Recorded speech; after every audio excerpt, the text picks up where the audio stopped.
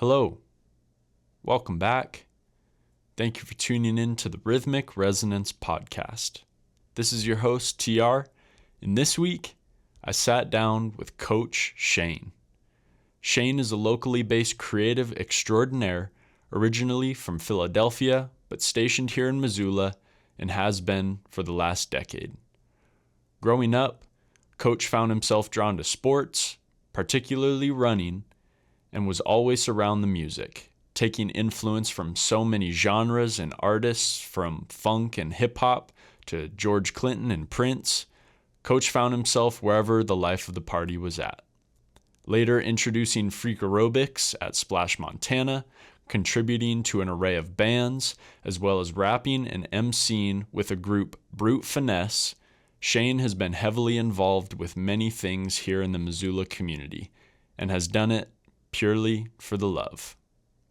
But before I say too much, here's Coach Shane on the Rhythmic Resonance Podcast, episode number 22 at Area 41 Collective.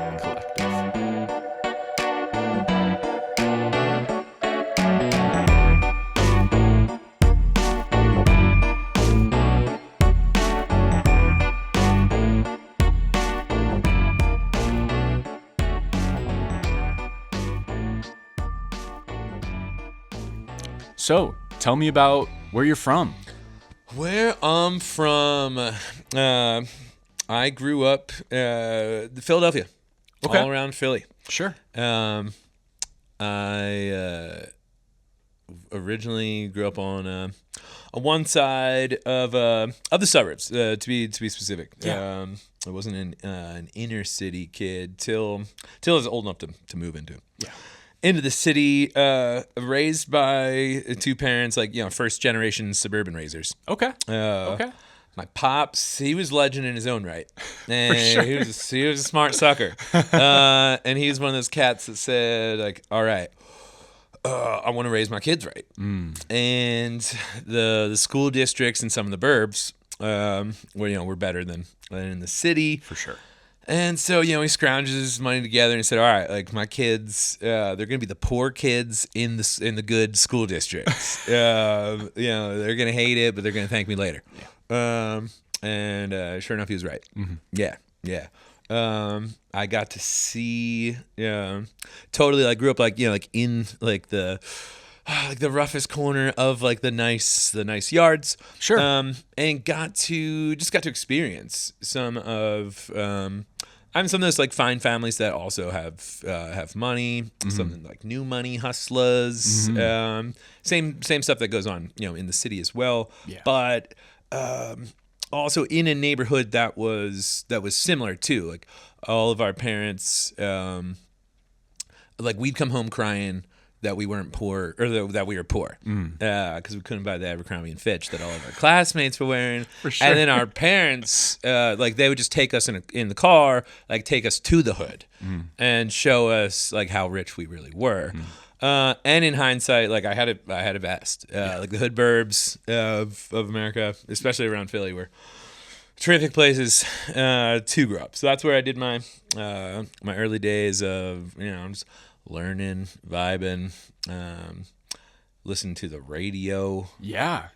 Philly radio. We had some legendary radio DJs.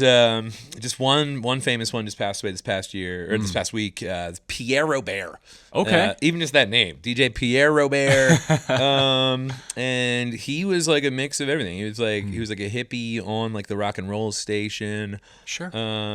And would bring us, just choice album picks, and a lot of DJs that passed on a lot of their wisdom and culture. Yeah. To us kids listening on the radio.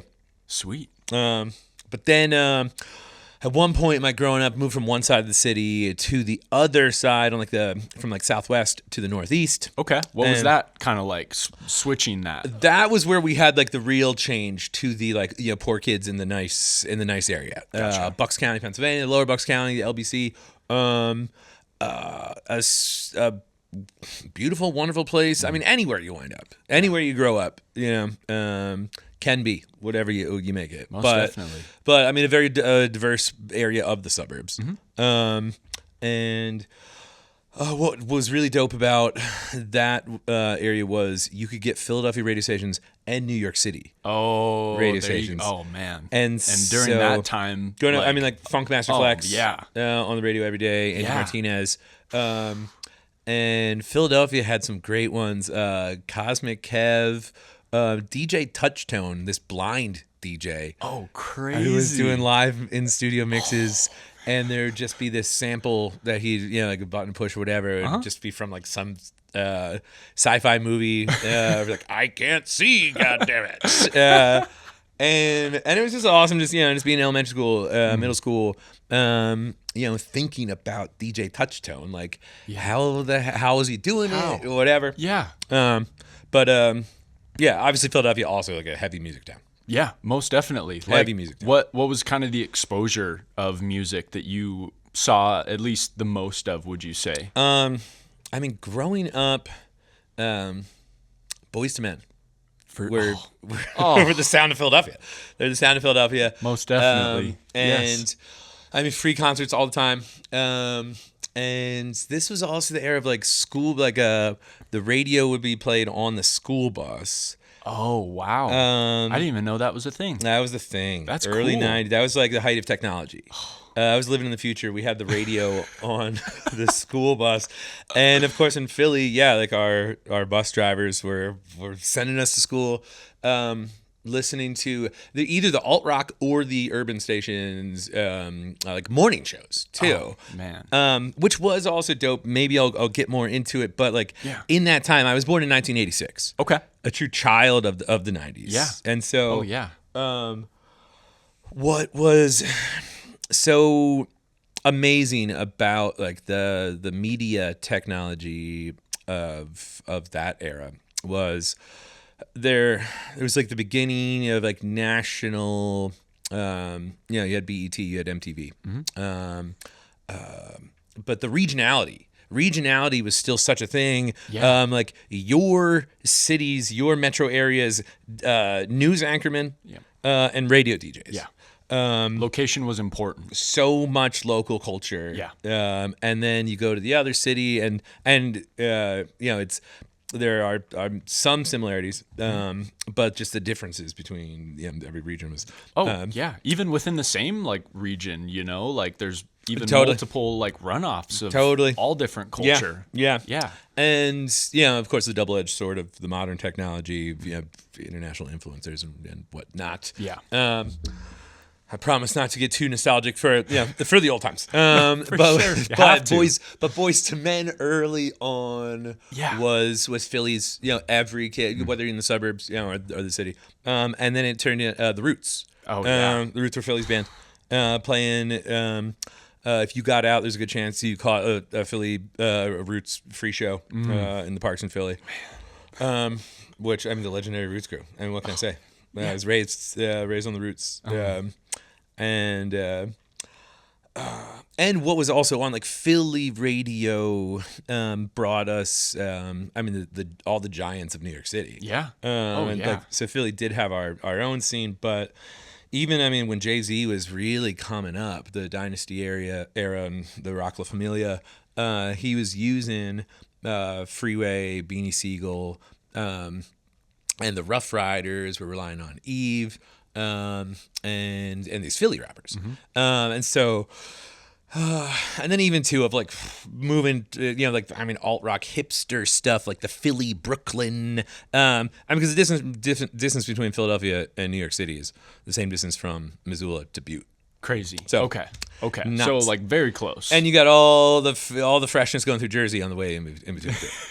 Sure. But so, all right, not to spend too much time on you're the good. deep early days, but growing up in Philly, and oh god, the Philly scene that I left before I came out here to Montana.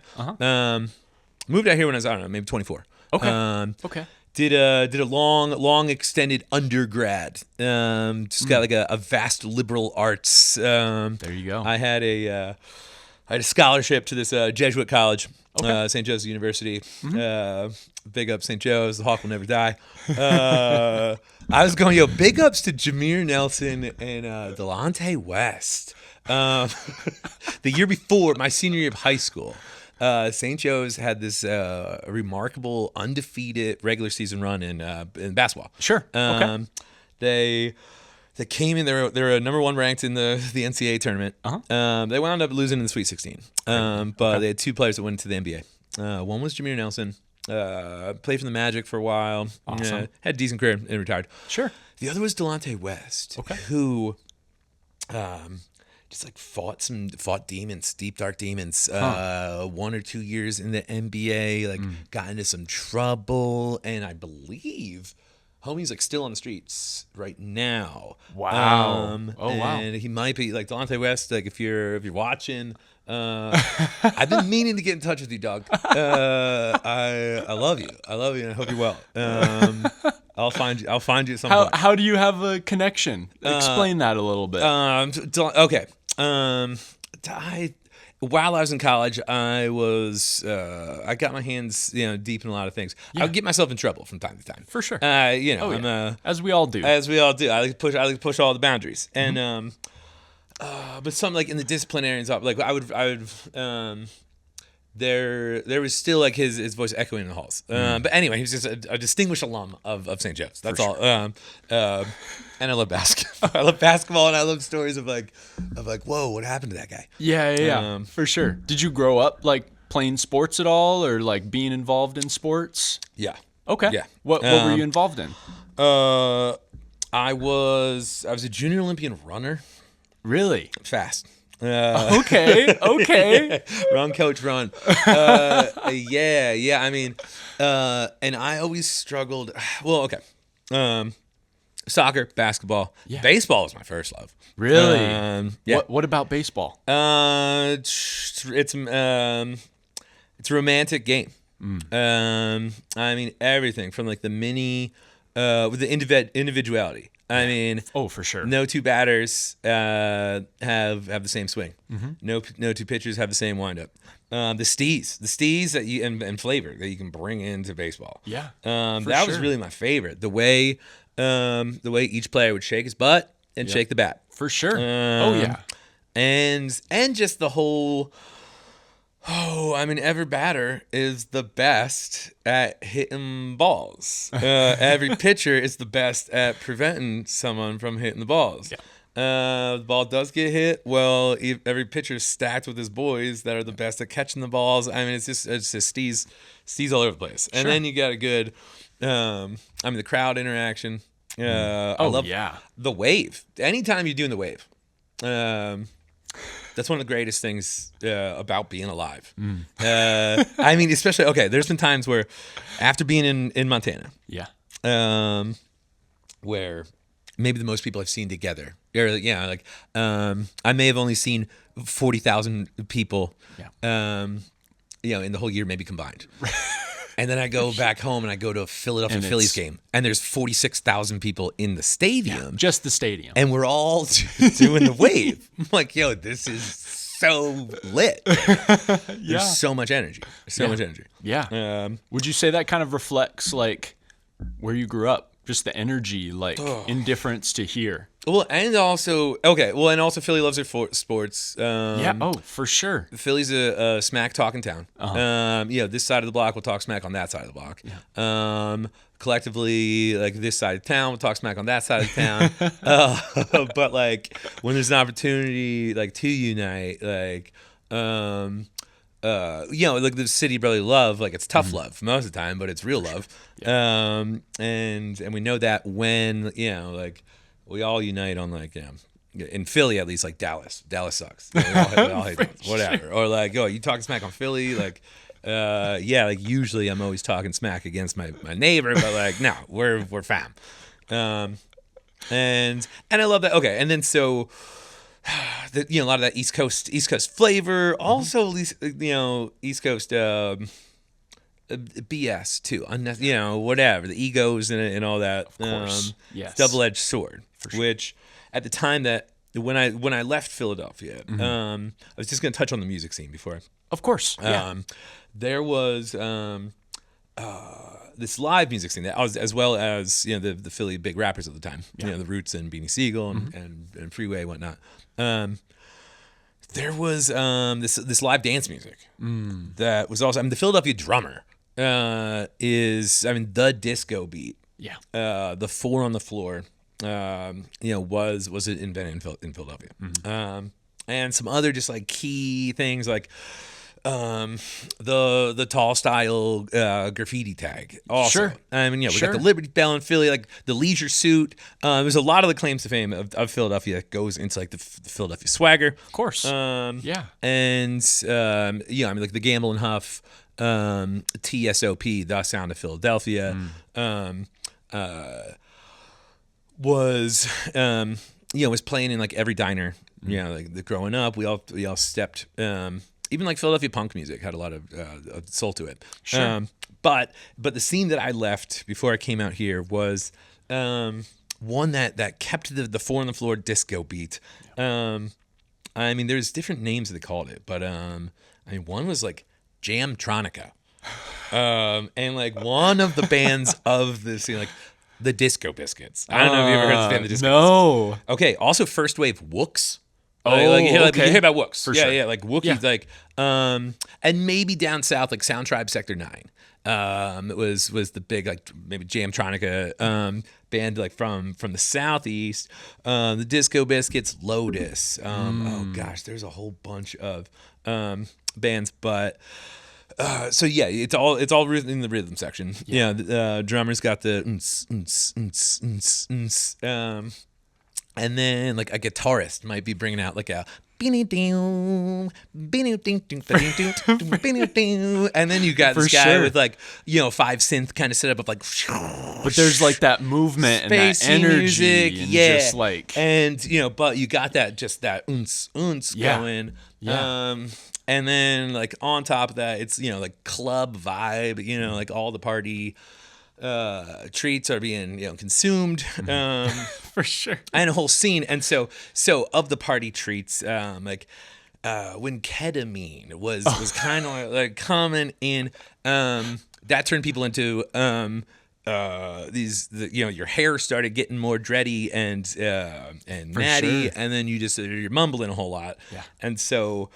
That was what these untsy ketamine taking mumbly folks looked and sounded like Chewbacca's.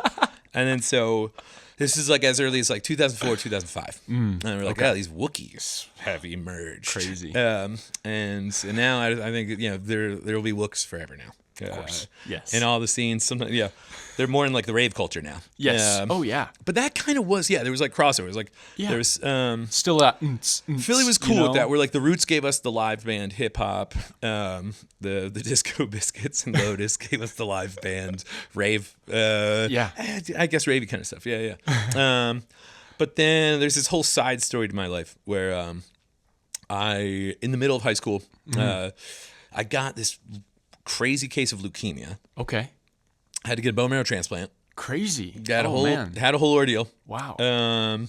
And that kind of sidetracked the trajectory I was on, because I'd mentioned I was a junior Olympian and runner. Oh yeah. I was kind of like a bit of like an all-American boy, really, where sure. Since in like 6th grade, middle school, we started having like class presidents. I was a bit of a, just a hand in many pots kind of dude from the jump. Of course. And so, like, from 6th grade on, I was just always my class president, very, like, just a small-time politician. For sure. Always kind of leaned into it. Yeah. One, a lot of people would come to me with their, it's still to this day, a lot of people will like, share their secrets with me. Like, the master secret I have this holder. Like weird trustworthiness where like, and people every time I always have like this voice within myself when people are telling me their side of the story where I'm like, damn, like don't you know, like I talk to everyone in the community, dude. Like I know. Try to keep it private, but it's so funny that you think it. Yeah, whatever. I love that. But so like my original game plan for my entire life like was. When I thought that like, okay, things just go a certain way, was to be like a hotshot Philly lawyer. Yeah. I was gonna like study philosophy in college, and go to law school, and just gonna do that thing. For sure. But then then you get leukemia when you're 16, Changes 17, everything. kind of changes some things. Because then I did get this scholarship to college. But I had like my college life was kind of hijacked also just by like continued like health concerns. Yeah, And for sure. actually I had some instances where like I thought I was better, and then like some crazy new illness kind of all stemming like from that initial would strike me, and then I have to like maybe drop an entire semester, and then it kind of like that old Sisyphus rolling the ball up the hill kind of deal. But then really getting to juggle and understand like just the absurdity of life and how you never know.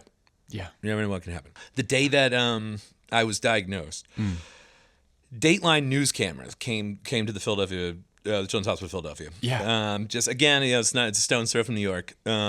There was just the Children's Hospital of Philadelphia were just awarded the best hospital in the world like the day before, and so Dateline, always on the scoop. We're like, hey, all right, let's hop in the van. Let's go to the Children's Hospital of Philadelphia. Let's just have cameras rolling, and let's see if we'll find a story today. I'm sure we will. Oh, it's Philadelphia. There's this like Dateline special that like has 16-year-old me like aware of the fact that like I'm gonna be on Dateline. Yo, coming in, I'm like, yo, I just found out like I just got leukemia. Like first wave like reality TV.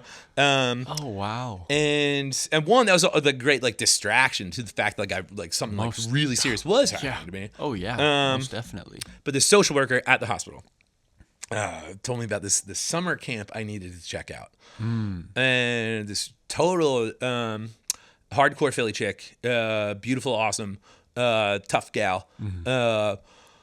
Robin always gave me like dope music recommendations. There you go. And she was like, yeah, you gotta go to the summer camp. And I was getting ready. That was like I had graduated high school by this point. And I was like, Robin, like I got to like I never went to the summer camp. Like, what do you think I am? Like I'm going to college. I didn't go to summer camp. Yeah. And then she schooled me right quick. She was like, Shane, like when have I ever steered you wrong? I was like, true, Robin. Like you're the dopest. Yeah, you've only given me dope recommendations. Respect where respect is given. And she's like, two, also, like, don't I know for a fact the furthest west you've ever been is Pittsburgh? Like, this is a summer camp in Montana. You need to get out there. What? It's a free trip to Montana. Go to Montana. Come back and tell me I was wrong. But you're not. You're gonna have time of your life. And as soon as she said the word Montana, I said, snap. Like, okay, I've seen the Philly streets. I've seen New York. Like, I've seen hospital bedrooms, but like I haven't seen Montana. And so I'm thinking, like wild horses and stuff. Yeah, right, for sure. And then I already start telling people like, yo, I'm gonna tame wild horse. I'm gonna have to hop a wild horse or whatever. It's all going to Montana cats. though. And they're like, okay, yeah. And so that was basically like just like everything that I just told was just like part one of my life. Yeah. And then you get to Montana and you are able to leave the entire world behind. Yeah. I never thought I would leave the East Coast. Yeah. But then like once I took to Montana and once and like my first days, weeks, months, years in Montana, once Montana was also taking with me I mean I guess those were all just like things that like seasonings to the soup or that that I'm bringing in that I'm pouring into the punch bowl or whatever that is. For Missoula specifically. Yeah. What kind of brought you to Missoula specifically? All right, it was freak aerobics. Okay. So I'm working at Can't Make a Dream. So I go as a camper. You're right. And then we'll wrap this up. I know I'm getting a little long in the tooth. No, you're good. We have plenty of time. You're good. Sweet. Yeah. But you finally make it to Missoula, Montana. Yes. And that's where you've been. Yes. To make an apple pie from scratch, you first must invent the universe. Yes. I think Carl it Sagan. gives great context, though. Put it right. But okay, yeah. So I guess came to Montana. Yeah. Because even too, a lot of people in Montana, like Coach Shane, like you might have. I hit him from many angles once I got to Montana. For sure. So it's like, okay, Coach Shane's origin story. You just got You some have of to it. have it. It's got some of it. Yes. But so by the time I arrived, I got a taste of Montana being like a camper at this Can't Make a Dream. Yeah. Which it's amazing. If anyone's listening is like looking for like a nonprofit to like donate to when it's like that, like, giving season or whatever, this Can't Make a Dream place. It's the miracles are just happening on the regular over there. It is something else. Yeah. It really takes people that like for someone like me who was this like regular dude. Who was used to people ask me what was up. Yeah. And then once you get this diagnosis, it gets real heavy. Yeah. And then naturally, like everybody does want to know, like, how are you feeling? But then, like, how are you feeling becomes a question. And then, like, you are this, like, forever patient. And, like, you're not always trying to be the forever patient. You're trying to be the normal person. And so this Can't Make a Dream takes people from all over the country. All over the world, actually, who have these like very unique experiences, and like have them sit at the same table. Because the weird thing too is like when people are asking like how you're doing, it's hard. Yeah, it's hard to answer that question because it's like, dude, how real do I get with this person? Right. And like, and like there is now we have this term like what performative, things now in this age, but. Dude, it was tough when people would like performatively visit you in the hospital and like you are dying and you don't want to like entertain people that aren't your homies. 100%. But then so then going to this Can't Make a Dream where like you can have those real conversations with other people and actually talk about the nitty gritty of like, yo, what chemo were you on? Like, oh, you were on that cytoxin? Like, dog, the minute that went into your body, For sure. you turned into the Exorcist. Like, what? You never barfed on that? What? How the hell? There's just that like understanding, like between like that and like people. war buddies, whatever. Like Yeah. you're in the foxhole together, whatever. Oh yeah. Yeah. In my bonus days, like era of Philadelphia, on that like live music rave scene, the Disco Biscuits and whatnot, we would have these small festivals of a lot of Jamtronica acts. And there was books, there was people doing ketamine all night and stuff. And I partied a lot too. I was a young addict. I mean, I could do a whole special on just how I lived with addiction and even how that leukemia stuff, when you're getting, opiates, Right. IV. How that affects even after or dude. in between and Totally. during. Like, all of it. you have a slight inconvenience. Let's give you some Benadryl and Phenergan in an IV. Right. Whatever. Like, oh, I've got a button on demand morphine. Sweet. I'm going to push that until I'm itching the bugs out of my skin and you switch me to Dilaudid. Yeah. But I also, being like a young alcoholic too. I didn't want to let my hangovers get in the way of my life, and so I was always trying to like find ways to get rid of hangovers, Bounce back. and and I found like the only way to it is through it. And like you just got to sweat them out. For sure. And so in the early days, being like born in the 80s, growing up in the 90s, sweating to the oldies. Richard Simmons was inescapable. My mom was always trying to sweat it out. Just Richard Simmons tapes, some Jane Fonda step aerobics, but sure. So Richard Simmons, charismatic dude, influenced me for sure. Just like just send it, big time. But then there was a Tybo. Tybo's a thing. Billy Blanks. It's like aerobic kickboxing. Yes. But Billy Blanks is, like hunky, earnest, serious. Like, I am the personal trainer of the stars. I've developed the Tybo workout. That took the world by storm. Like 99, 2000. Like none of that corny Richard Simmons anymore. For like, sure. We are Tybo. Oh yeah. Rainy day gym class, like gym teacher would like wheel in the TV and like we put on some Tybo. Yeah. And so then I also heavily influenced by Prince and George Clinton, P-Funk. Prince. Yeah. Oh, yeah. And so at this point in my life, what's his name? Dude from the B-52s. Everybody's got matching tails. That guy, from the minute I was born, I was like, yo, you can the wrong be like guy. that. You can be like that. That's amazing. Yeah. All the new wave acts are amazing. B-52s in particular. But so anyway, so I just like channeled some Billy Blanks, channeled some Richard Simmons. There's this singer called Peaches. Okay. Had like the early 2000s kind of like pop techno-y kind of stuff. Blank the Pain Away. Blank the Pain Away. Blank the Pain Away. It just, hype stuff, of the early 2000s. Yeah. And so this one day, I just hit play with this terrible hangover. And just pumped it out, just got it out of me. And like it worked pretty good. And I think this is at a time too. I was living in South Philly. I was going to school, working at the time. Like Saturday was my day to do everything, to get my shopping done, get my hang with the boys done, get my study in, everything. And I had to work out at the gym as part of it, but then I realized like I don't got time to walk to the gym and back. For sure. I just got to freak it out. And like so, I was trying to just combine the most effective workout, and I was freaking out with it. And so I was calling it freak aerobics. Okay. And then I started like other people who influenced me, like Bruce Lee. And then so I started doing like the Bruce Lee knee was a move, and I'd switch, and I was like, heck yeah. And then I'd switch like a cross punch with the knee was the Chuck punch, Chuck Norris. For sure. I mean, this is also like in the era of like the Chuck Norris isms, you know? Oh yeah. And then like I was shimmy ya with like were these moves that I'd make up. I was having a real fun time with it. Like a ton of fun. I was getting like real passionate about this thing. Yeah. I was living with my girlfriend at the time. And like for whatever reason, I don't know, because I do have like addictive tendencies. Sometimes I like I just assume I'm a shady the person or whatever. I was hiding this fact. I was hiding the fact that I was developing this whole workout from my girlfriend who I was living with at the time.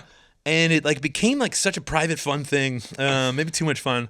Sometimes like this one time, she stepped out. She was like, "Yo, I'm gonna go grocery shopping," and I just felt like, you know what? I really feel like I could freak right now. Like she'll be back in like half hour. Like dope. That's enough time for a little 4-song freak sesh. And so I put it on, and like 2 songs in, like I'm like already sweating. And I hear, of course, like I locked the door. Yeah. And I hear like the lock jingle jangling, and it's like earlier than I expect. I'm like, oh snap. And so like I run into the bathroom, I like towel myself off or whatever. And my girlfriend, she was a suspicious one, and she's like, "What are you doing? What's going on?" And I was like, "Nothing at all." Like she's like, "Why are you out of breath? What the heck are you doing?" And then I had to sit her down and tell her like, "Yo, I call it freakercising, freak aerobics." And then she was like, "Dude, like what? I want to see this." Oh no. And this is in the era of like early flash mobs, Sure. like were kind of a thing. Okay. And but this freak aerobics kind of had this effect, like where we just go into a park, have a little boombox, put it on, and then once you start throwing some Bruce Lee knees and some Chuck punches, people get really interested. For sure. Like, what are you guys doing? This looks fun. And then you start doing the shimmy yas. Yeah. And then so I would go at like small music festivals. I would go around with a boombox.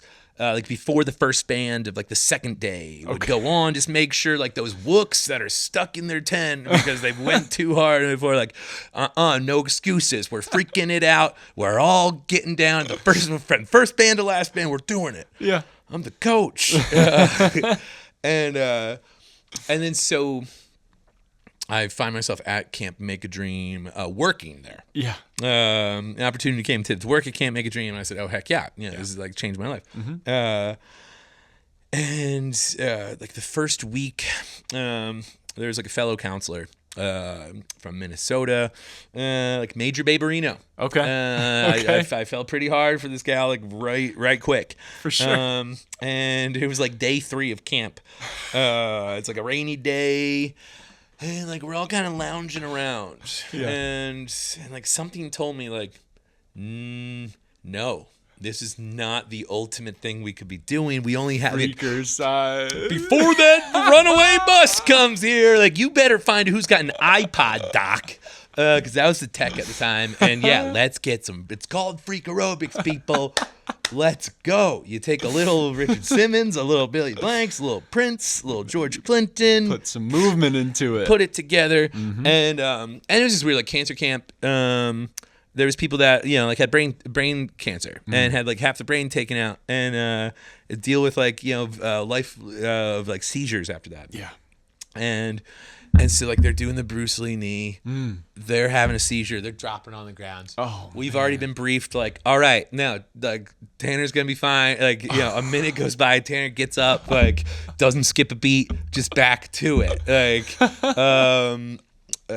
you can really get freaky deaky once you go through all the things of, like, cancer treatment, whatever. Sure. So, yeah. Can't Make a Dream, amazing place. Yeah. But we had, we took the kids camp, or it was either kids or the teen camp. The Missoula Marathon was going on, and the teens all got a kick out of making signs, painting signs on poster board, like "You're my hero, you can do it." Yeah. And would go to the 24th mile, And just the 1 mile left in the marathon. People are dying. yeah. They're all collapsing. And the cancer kids are out there with like, "You're my inspiration." Because everyone, you have your sense of humor, whatever, when you have, when you're a teenager with cancer. Yeah. And the effect it had on these marathoners was hilarious. Like, some just felt guilty of like, oh my God, I can't not run in front of cancer kids or whatever. So that day we went to the Missoula Marathon. Then we were in town, so we went to Splash, Montana, just to hang out. Of course. Some of the kids were like, "Yo, Shane, let's do some water freak aerobics." And I was like, "Yo, that's a real good idea. Let's do some water freak aerobics." I live in Philly. I'm gonna go all out in this Missoula swimming pool. Yeah. Missoula's Podunk nowhere. Cool place, Yep. but I'll never be here again. Yeah. And so like with gusto and great passion, I lead this freak aerobics circle, which became like like it wound up like everyone at Splash Montana that day hop into the lap pool, and I'm freestyling with it. Like it was like an improvisational thing. But also, like, I've always been a pretty mystic kind of dude, and there's times where like you put me in with a whole bunch of people, and like I'm feeling the spirit, the spirit's flowing through me, and so this was one of those moments. Raised in the church too, so like I just felt it from a young age.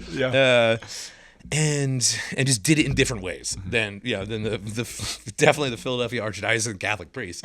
I'll just say that. But the spirit's flowing through us, and I have everyone like close their eyes. We hold our hands. We make a big circle in Splash Montana, and we're all letting we're all remembering that like we are water, and we're in the water, and like we're letting the current that flows through us be one with the person next to us. Meanwhile, there's this woman that runs a gymnastics gym in Missoula. Okay. Was watching this, then joins this, and then is like on board. They Yes. closing her eyes, like okay. And the whole time she's saying like, "Good, like this guy needs to do this in my gymnastics gym. This needs to happen." Oh man! And the whole time I'm like, I'm never gonna be in this town again. This is dope. They'll probably be talking about like, that one time we went to the pool. And there's that thing. And then so. Then we go from that moment into like a giant splash fight, and then like all right, I'm gonna go rip some water slides. Then we're gonna hop on the bus, go back to camp. But as I'm getting on the bus, this woman runs up to me and is like, hey, like I was in that circle. Like what do you call it? And I said, freak aerobics. She's like, all right, here's the deal. Like I've got a gym in town. I want you to do it at my gym. Wow. Like move here. Yeah. And I said, okay, like, let me think about it. Like, we got 2 more weeks of cancer camp. Yeah. Let me get your number. I'll let you know. And then I said, like, at that point in my life, I was on bonus days. All I had left at that, I broke up with that girlfriend who I was living with. Oh, no. She's great, though. Actually, no, we're super tight for life. For sure. And But at the time, it was like, oh, every beautiful building in Philadelphia just reminded me. Like there was the time that we looked at that building. Yeah, for sure. So I was like, I got nothing to go back to. So let's go. You might as well rule of thumb: take every job you're offered at the swimming pool. Yeah. Start the Great Adventure West. And then so then I had wound up being a freak aerobics instructor. Crazy. And I mean, and there's like the ULA workout that's like in gyms. The woman that started ULA was originally a freakerciser. Oh, crazy. And I was like, hey, like, can I like adapt this? And I was like, this will never be copywritten. Like learn it, use it, pass it on. Yeah. And then I'm also like learning how to be a gymnastics coach. I had never done a cartwheel in my life. I just like skipped that whole, childhood part of childhood. Yes. Yeah. Like I knew it's not like, oh, like I was, stuck to the hood. Nobody did cartwheels. Like, no, there was girls that did cartwheels. For sure. But like, I think it was also just toxic 90s of like, no, I'm a guy. Right. I play baseball. Right. I don't do cartwheels. Also, something I regret in that was, I thought I was too much of a guy. Granted, I say this like I've come like I'm very queer in my maleness now. Because I regret not being in the past. Just going for it, dude. I could have Irish danced. I could have been a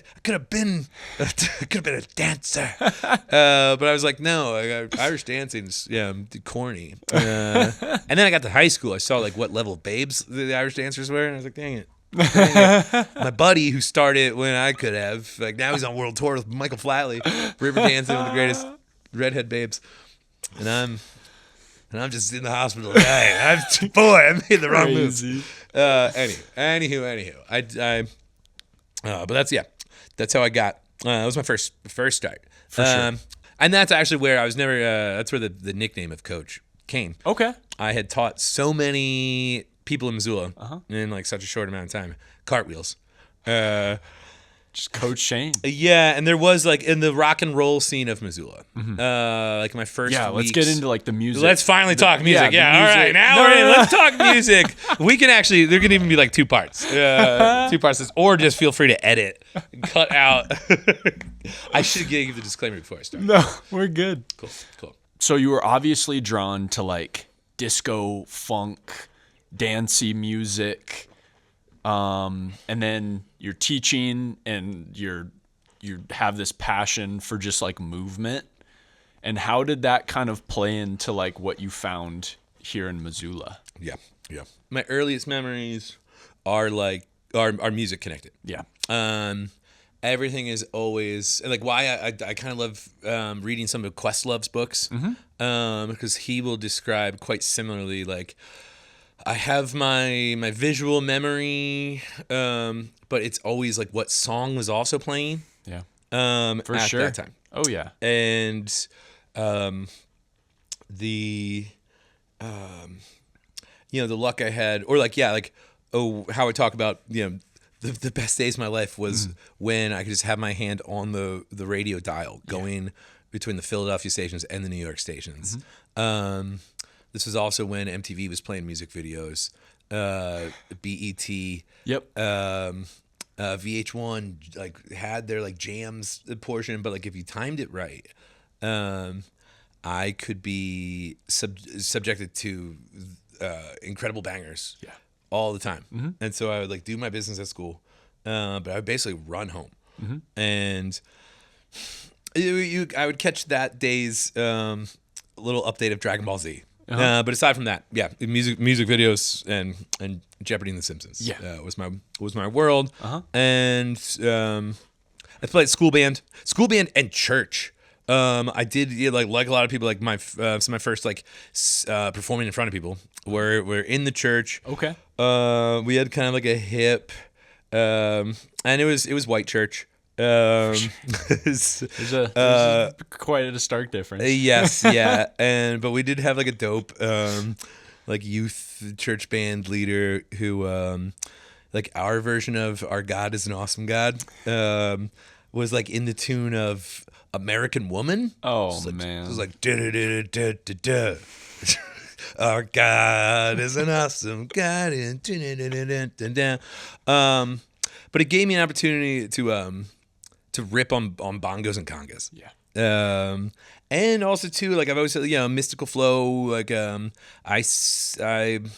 I've done experiments where the way George Clinton and P-Funk, the way they talk about the funk, you can make a religion of it, or it is religion. Sure. And it is, and even the same way, like, there were a lot of grandmothers, a lot of black grandmothers, that like the way they talked about hip hop. And it was always my friends' grandparents or parents, who were also in the church. Saying like, the secular music, they're, and I just didn't know gospel enough at that point in my life to understand, like, I mean, gospel music has it all. Oh yeah. I mean, the best secular music is actually just ripping the bits. I mean, like, for sure. Oh man, T.L. Barrett, dude, and the Youth for Christ choir, dude. Them alone. But anyway, before I get too far out, then going to like big, like Bonnaroo, the Bonnaroo Music Festival that had everybody. It had the jam bands, it had the rock and roll bands, it had the hip hop bands, had the funk. The same way, like things culminate to like the height on like Saturday night. And so.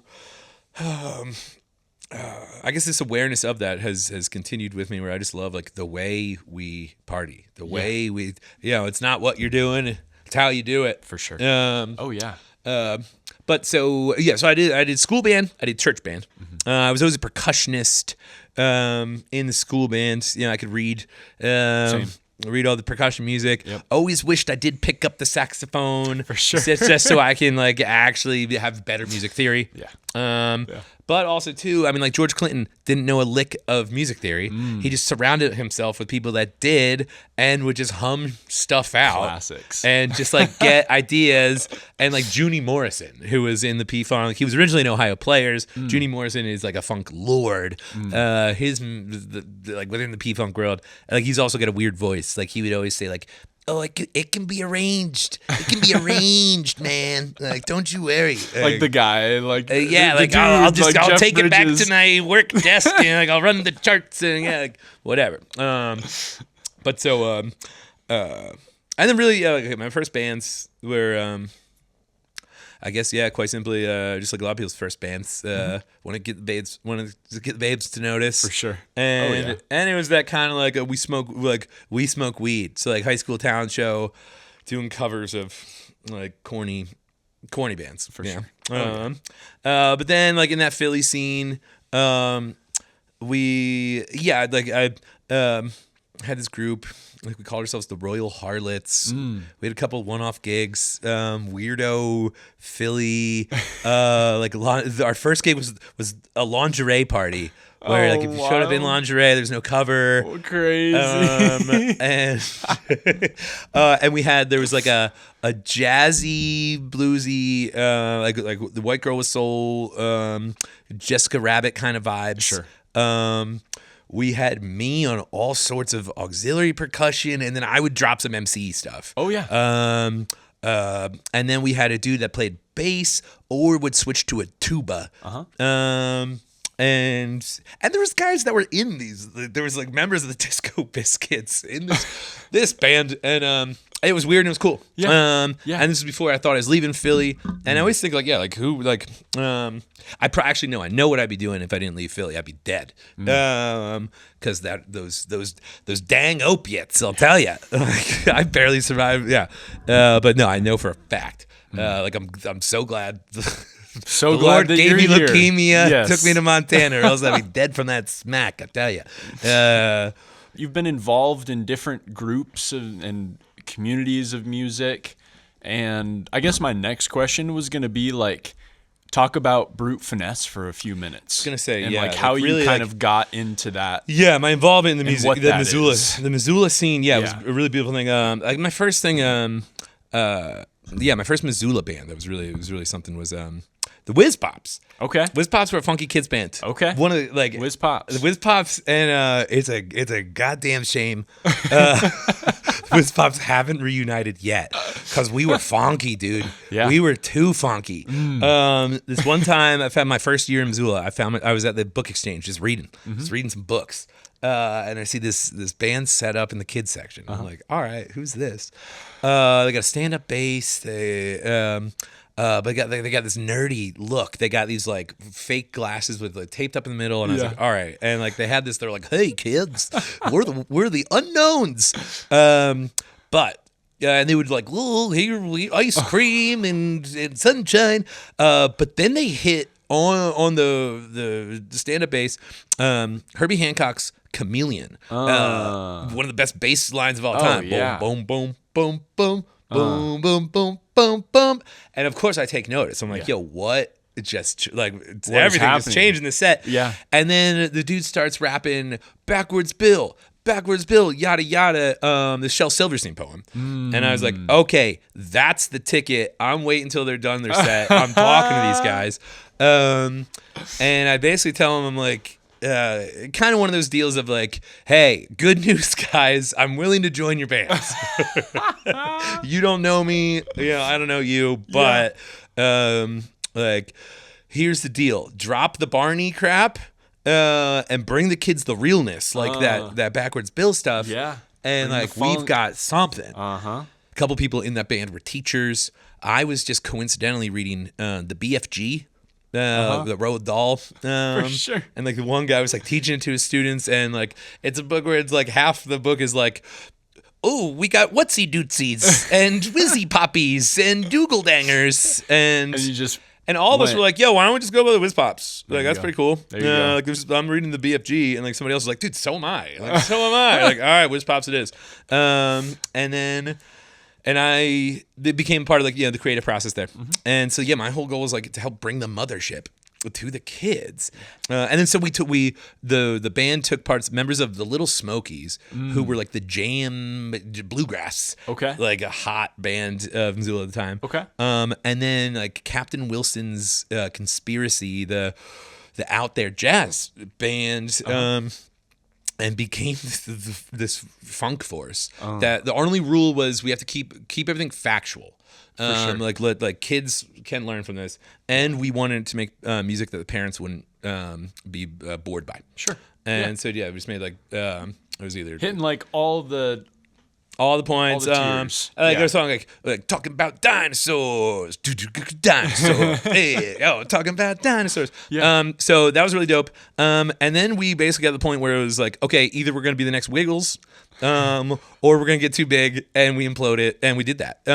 But we were like literally like selling out the Top Hat and the Wilma. Crazy. Like when the Wilma redesigned. Yeah. The first show was the Whiz Pops and the Lil Smokies. Love that. Missoula's two biggest bands I at that love time.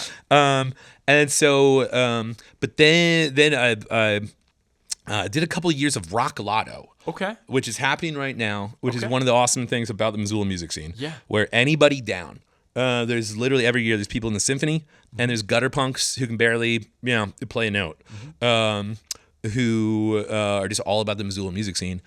Put their names in a hat essentially, and then they pick from those names like 7 random bands. That's awesome. Every year there's different like assignments you'll get. Yeah. We just got our assignments this year. It's rock stars who died the past year, and so the band I got assigned got Sly Stone.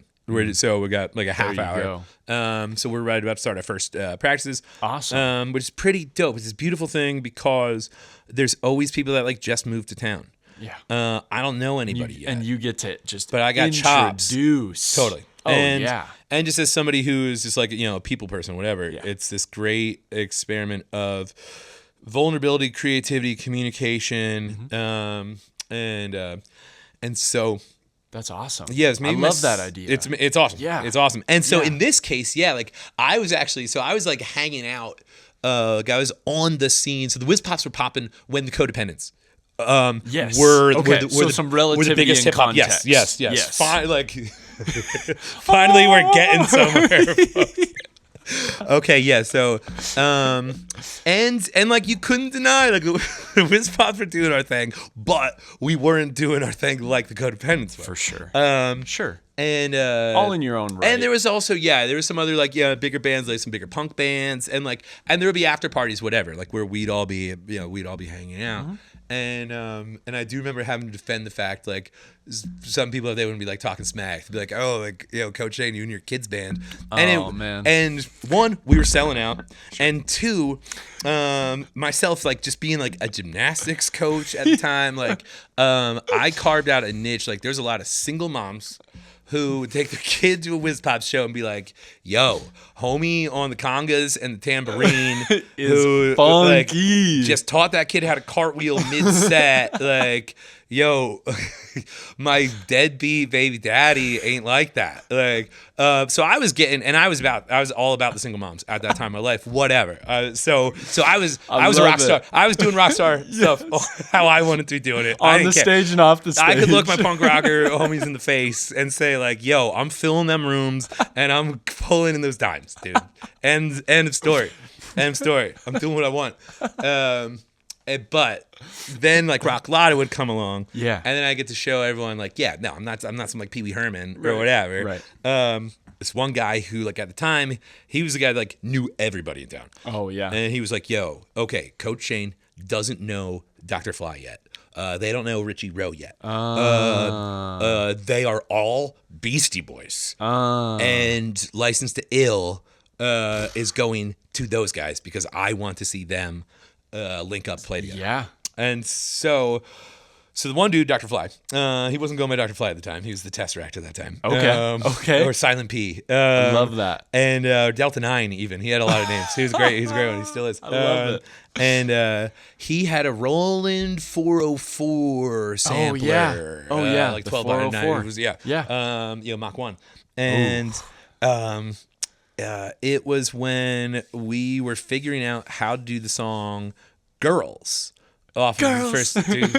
And then the boop boop doop boop boop doop boop boop boop doop. The way Dr. Fly and I were vibing on like his ability to, like, just hit the sampler button or whatever, or again that George Clinton stuff where, like, I was kind of doing some, like, like sure, and he's like, let me, is this right? This? Yes. Yeah. The creative juices are, we're flowing, we're tasting good together. Yep. Then we crush it. Because there was before three in the side, the pool hall. Yes, that used to be a music joint. Yep. The Palace. Yes. And this I just recently learned that. Sick. Like the Palace. The Palace was a spot, dude. Yeah. Palace was a it's spot. Got crazy history. Everything from there. Milk Crate Mondays to progressive nights were like every half hour, like the price of a PBR pounder just raised a half $1. But it would start at like 50 cent PBRs. Oh man. And also back in the day when, like, everybody lived in houses with porches in Missoula, like close to downtown, and like so you get like loaded for cheap downtown and just like walk around and like the bands would start, just from like somebody like heckling somebody from their porch and like come up and I'm just doing the thing. But also a lot of street busking at the time. So Dr. Fly and I, after, we thought we were playing the last show at the Palace. And so the last song the Beastie Boys band played, which was also the last band to play at this Rock Lotto event. And packed house too, which is an awesome thing about Rock Lotto. It gives people a big stage, big crowd experience to get exposure. Just built in, 100%. which is amazing. Yeah. And the last song we do is "Fight for Your Right to Party," and we said, you know what, fitting end. We're the last. Let's make it a true fitting end, and let's have 150 whipped cream pies waiting, like, just backstage, and we'll do it right. Now, meanwhile, we've got all these instrumentalists. I'm the only vocalist. Yeah. I was the only one that like also like flowed with hip hop or whatever. Yeah. And so like I was all three Beastie Boys on their first album. But I was also hungry too to show people. I was still shedding some of my Whiz Pops skin. Like, yo, I'm a Beastie Boy. And so like I'm getting on the towers of speakers, shaking up the PBRs, cracking them out on everybody. Everybody's loving like rockstar stuff. For sure. And then then we have this whipped cream fight to end everything. But then we all felt really bad because then there was a like radio station fundraiser or something, and they're like, all right, one more last event at the Palace. No. And then they did. They're like, oh, why is everything covered in an inch of whipped cream sticking to the floor? But hey, whatever. It's rock and roll. But then from that, so that chemistry that Dr. Fly and I Yes. Just that fun energy. he was like, yo, we should busk. Let's he'll bring his ironing board at the time. Yeah. And and so Dr. Fly is absolutely a legend in his own right. He deserves his own show. He can cut to the point. He'll be much better. His episode will be much better. He'll get right to it. But he would have this ironing board that had his 404 like MIDI linked with some synths. He had a theremin at that point. Oh, Well, he wow. still does. Oh, yeah. And then he threw effects on the theremin to make it sound like DJ scratching. Love it. He's a real. He's just a genius. Yeah. And so over the years, he's added to the point that like he might still be able to use an ironing board as his bass, but he's got this whole like rifle case of like with 12 all MIDI linked, everything. I love it. And so we would, we just hit Higgins F. Yeah. And also around this time, I guess I have to, for other bands, the timeline reference, Partygoers. Yeah. Okay. Because Dr. Fly was in the OG Mesozoic Mafia, which you had mentioned. Yes. Yes. Yeah. They've got like a Mafia. return. They've got like a return right now. Yeah. And that may have been a one-off because they got members like all over. I'm not sure what the deal is. Yeah. But so yeah, there was like Mesozoic Mafia, and I'd see like the Codependents. But it wasn't until I heard Partygoers where like that got me moving, where I said like I want to participate in this type of flavor, or that was when I was still referencing everything from a Philadelphia standpoint, from an East Coast standpoint. For sure. I had been in Montana and in Missoula maybe 2-3 years. Okay. And I hadn't seen anything that really clicked to me. Except that early Partygoer stuff, which was just, MPC and live drums. I love it. And it just had an umph, a steez that got me stoked. Yeah. It's like, okay, now I see Montana music differently. For sure. Yep. And I want to bring that whole part one of my life and mix it with this part two. Yep. I don't want to be doing the Philly stuff, New York stuff, because that's not where we're at. Sure. Many rivers and mountains, separate us from it. Sure. We got to take the vibes that are there, what's happening right here. Yep. And so, yeah, Dr. Fly and I would just carve stuff out on the streets on Higgins Ave at night. Love it. Fridays and Saturday nights. And I would have whatever age. I mean, as a Philly guy, I didn't really mention too much that, like, everybody had to have battle raps ready. Yeah. It's code. Yeah. You never want to be caught without rhymes. Nope. And, like, you don't have to be a rapper, but, like, you got to be fresh. If you can talk, you can sing, you can drop 16. Yeah. 100%. Yep. And if you're not following that, you might be too colonized, brother. You might be too colonized. For sure. Straight up. And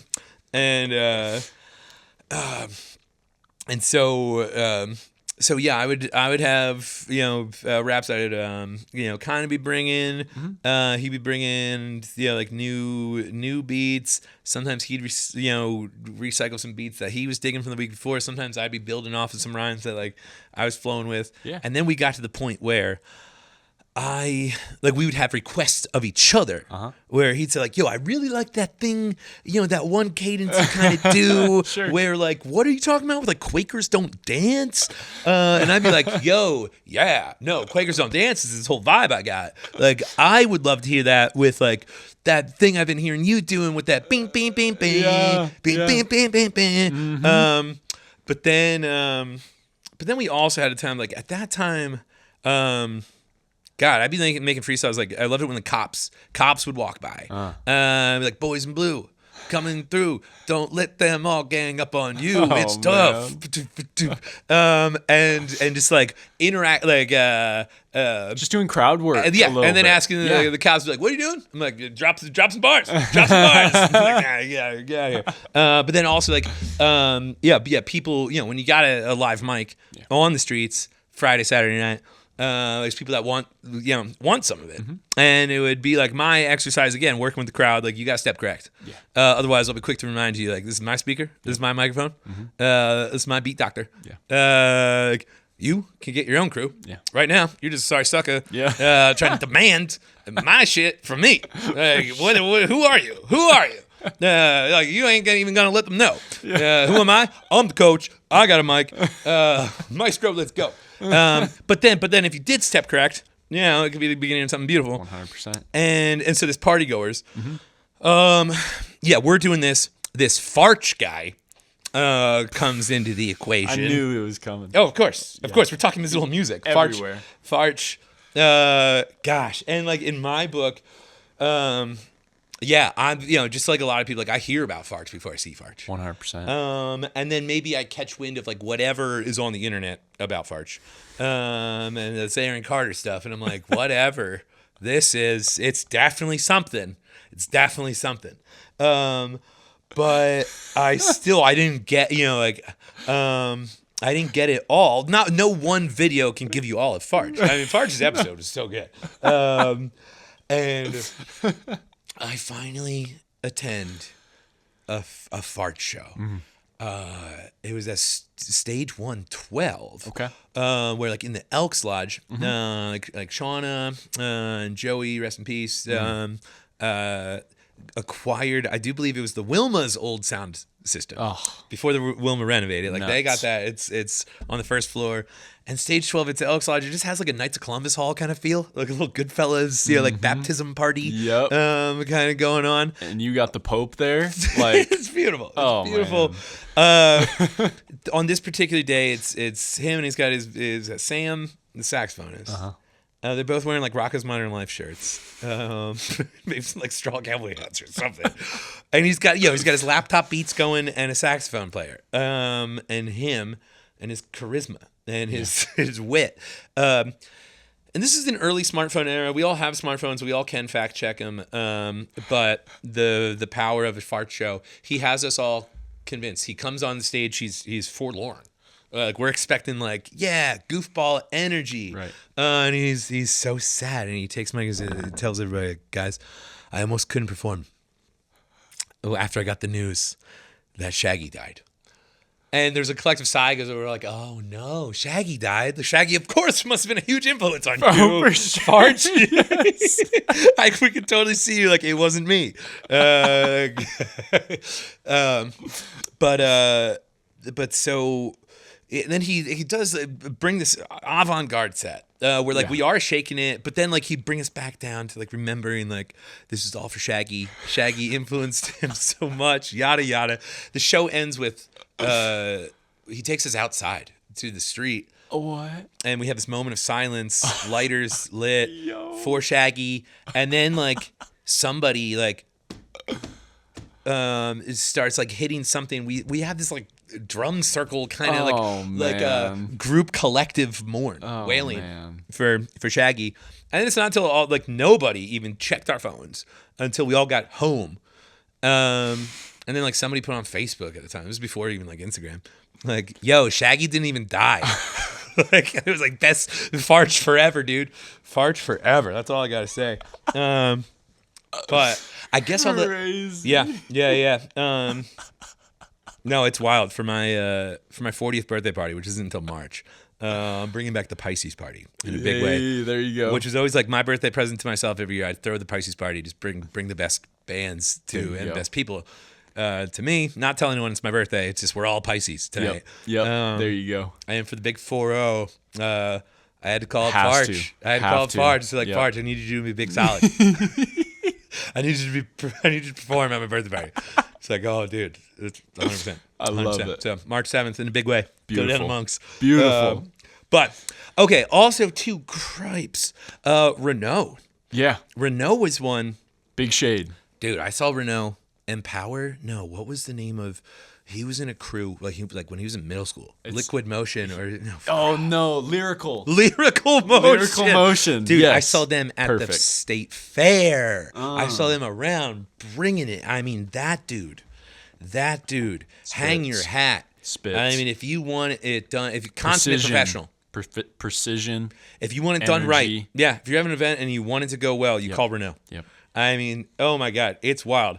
Yeah. No, I referee YMCA basketball and stuff, and like there are families that like somehow know that like I put on shows with Renault. Crazy. And they just know like, wow. I love it. Wow, we live in such a good community. Yeah. We do. But yeah, I mean, so Renault's always cooking. But okay, in the street era, also, the party goers are continuing to push this, MPC, live, dancey, like hip hoppy vibe. Yeah. They could always, pushing it. Every season, they always had new offerings that always kind of raised the bar, raised the bar. And they started finding in their own, circles, some cats who could flow. Mm-hmm. And it was like in the past decade, it started about a decade ago. Yeah. Montana just got bars everywhere. Yeah. So they started putting on ciphers, live ciphers. The first one was in the alley behind Betty's Divine. I kind of stumbled upon it, or like somebody, text me like, "Yo, cipher going down." Yeah. Be there. Get there. And I'm holding my own, but I meet this cat, who like a beautiful mind. Like the numbers flying everywhere. Like there's this cat who like I can see like the cloud of words all around him, and like he's like pulling them in. I'd never in my days, like growing up in Philly, living in New York, never seen anybody freestyle truly the way this cat was freestyling. Yeah. I was going by the name Zerari. That's right. Yes. Zerari. Yes, I remember you talking about that. The bars. And he's still like Zerari's still doing it, kind of like TikTok, like he'll be live and like people will be type in and then tap in and then he's going. Yeah. But he's also mixing it up with some like kind of like jam bands, funky bands. Yeah. I mean when you got bars for days. But it was a cool thing. Like I mean Missoula for a minute, like pre-quarantine. I met him. Like, but kind of briefly around the cipher. Then whatever happened, maybe like I went to go like smoke and chill this side of the alley. He went to go smoke and chill that side of the alley. And then Friday night in Missoula, both of us actually like, we went on to something else. There was something else that took us somewhere else. And then the next day, Brute Finesse was taking over the Grizz game. Because at this point, Dr. Fly, we were talking on the phone. We're plotting and scheming. This woman with chops stepped correct one night off the street and started like R&B, like soul freestyling. Yeah. We were like, yes. Yeah, I saw her in the video. Okay. Yes. Yeah. Nicole. Yes. Yeah. Victory. And then Larry Hirschberg, legend in his own right. He was maybe like 57 at this time. Road Dogg, already like 20 albums under his belt. Like 20 different bands of the past. Rocked, got all the booty shaking in the 80s and 90s, early 2000s. For sure. Now, he's got his brewery circuit, that he does. But he caught wind of a little bit of the Brute Finesse vibe and wanted in. And he also was running the Grateful Dead nights at the Top Hat. There you go. But like he's a guitarist who can wail. He can shred. And so we even got the nickname Shreddy Larry. So we throw in this guitarist with this wizard who is one man rhythm section. At this time, Sean Burris is his name. Okay. But Dr. Fly, Silent P, Tesseract, Delta 9. Yeah. The artist formerly known as many and maybe future known as many as well. But at this moment in time, he's Dr. Fly. Yeah. He would he had this little fretless bass with like a little rectangle at the bottom, a little black and white little guy that he'd bring on the streets, and he'd loop bass lines with a little Boss 505 or whatever that's called. Yeah. A little Mark Reveille deal. And actually, it was one night on the street. This guy actually was getting in my face, and I had to hold my ground. And it was just one of those occasions where I said, like, I'm getting punched. Yeah. I'm getting punched, and it's just gonna happen. Yeah. And homie that was in my face backs up, and it wasn't on any toughness of my accord. Just happened to glance behind me. Dr. Fly's got this fretless bass, like jacked like a Greek javelin tosser, and that true feeling of like, homie's got my back, quite literally. Yeah. Like we're a crew. Yeah. We're a crew. 100%. And I said, like, that night, like, we're a band. Yeah. And then so we acquired these other members. Dr. Fly's telling me this time he was thinking like a name for himself. A cool name would be Brute Finesse. And I'm a selfish boy. I said, no. It's my mission right now in the next half hour. How do I convince him to make the group's name Brute Finesse? Because that name is too good. 100%. Too good. Too good. Even John Wicks, the guy from Fits in the Tantrums, he's got Grammys and platinum records. He even said, like, God, I would trade my platinum records for the name Brute Finesse. Like, hell yeah, dog. But yeah, and then so we just did it like the way I feel like I always wanted to do it. If I was gonna do it, and like we did do a lot of hip hop. We were like kind of post hip hop. We were like, combination. We'd tell a lot of people, again, the B-52s. It's the B-52s and the Beastie Boys had a kid. For sure. Because again, I was never trying to emulate anything else. I wanted to make authentic stuff. It's easier for me to be on like the fresher side than the earnest side. Like I can't really sing that good. For sure. But I try to keep it cool, or like and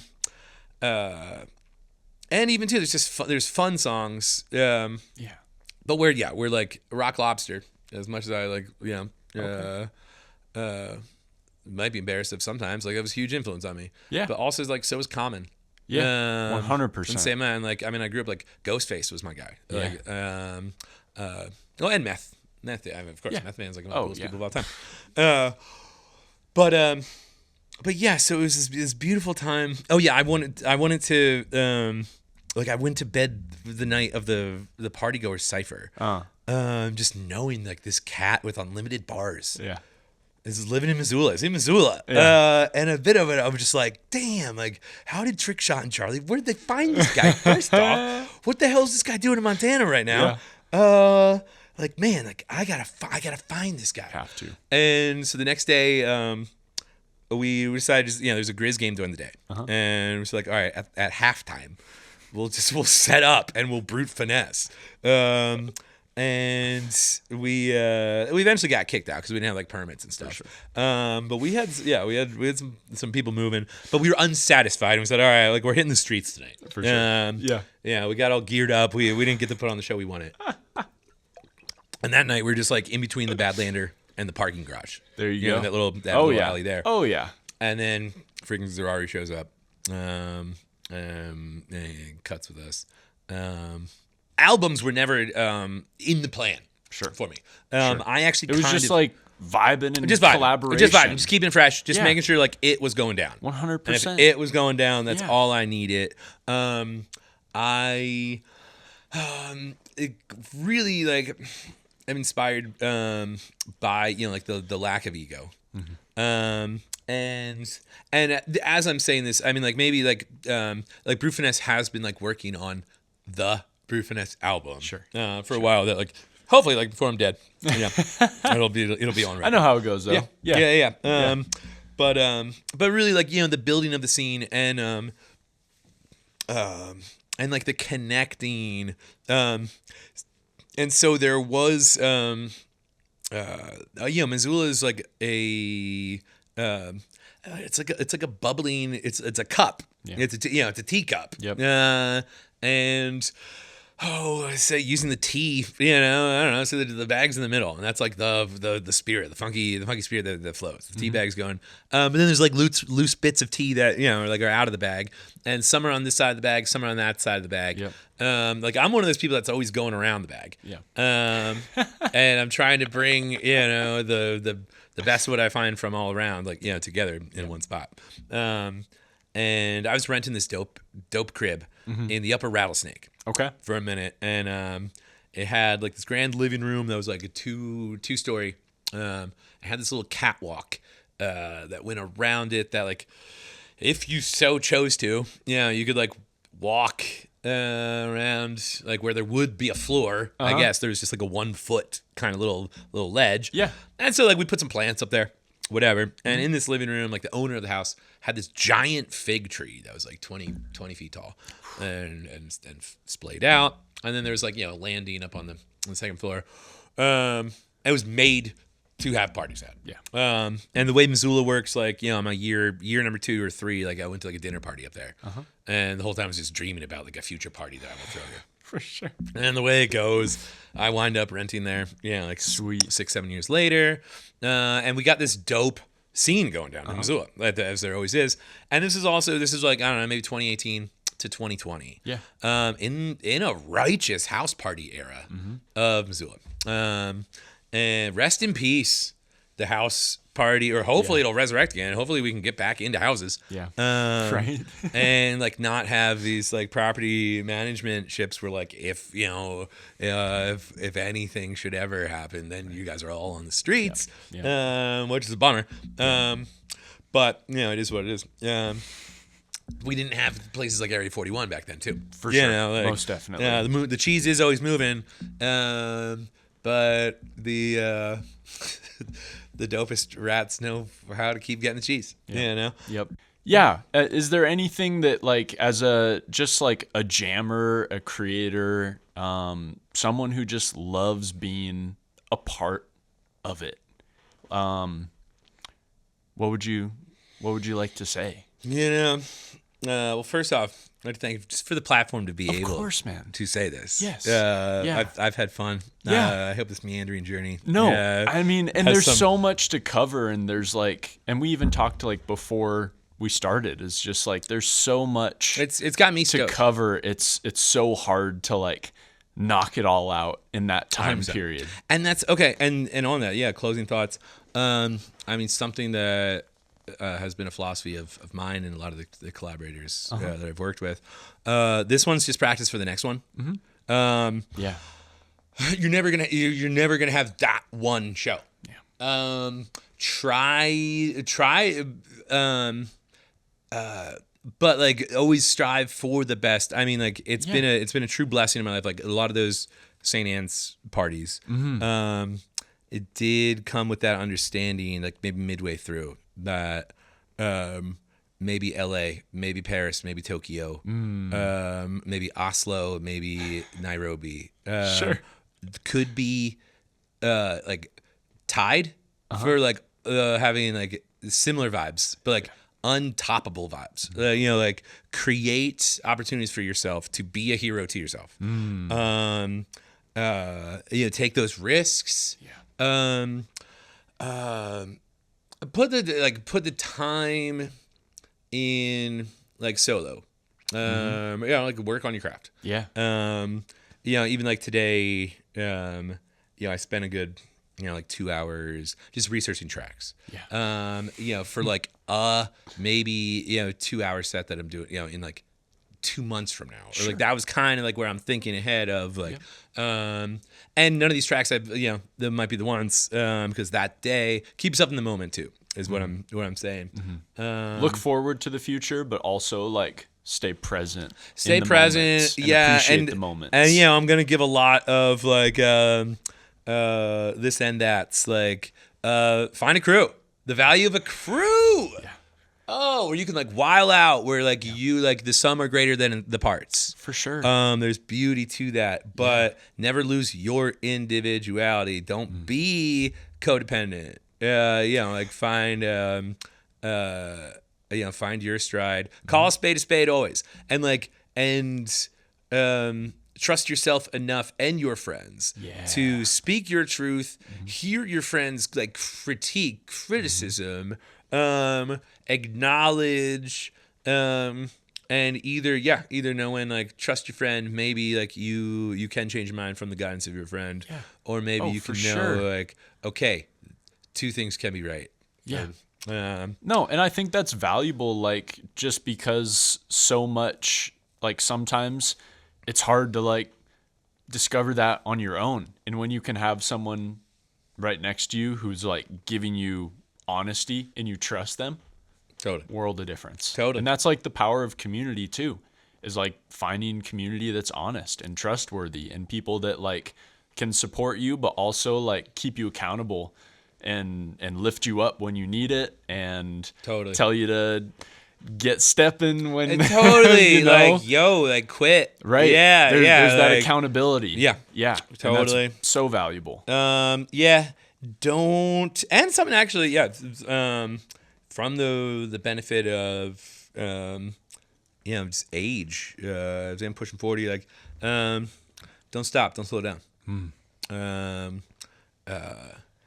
Think like I, in my grand experiment of life, like experimented where I said like, oh, you know what? I've never really slowed down. And there's a couple years ago where like, I don't know, in certain areas where I felt like I started to slow down. Sure. And then I realized like, oh no, once you pump those brakes, like that gas pedal's not necessarily there anymore. Right. Or like that, now that the engine's got, 200,000 miles on it, like the pickup's a little different. Yep. So like, no, like keep it going. Keep Can't pushing. stop, won't stop.